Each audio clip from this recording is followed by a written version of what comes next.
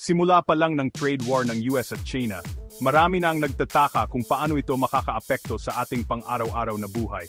Ang totoo, malaki ang epekto nito. Kung gaano kalaki ang epekto sa atin ng trade war ng US at China.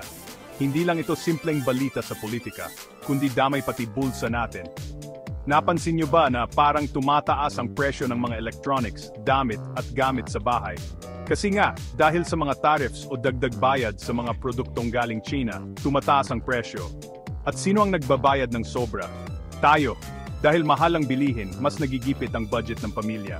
Tapos, papasok pa ang inflation, kaya mas konti na ang nabibili natin.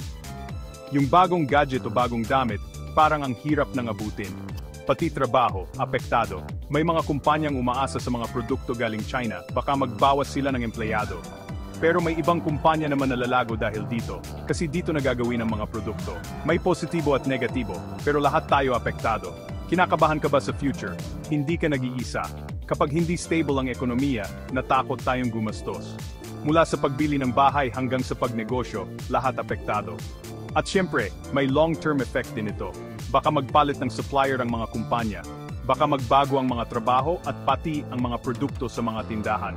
Pati ang ekonomiya ng buong mundo, ramdam din ang epekto nito. Lahat tayo, saan mang sulok ng mundo. Kaya sa susunod na marinig niyo ang tungkol sa tariffs at trade war, tandaan ninyo, hindi lang ito basta balita. Apektado nito ang pang-araw-araw na buhay natin. Kung gusto mo ng ganitong mga content, maaari kang mag-follow.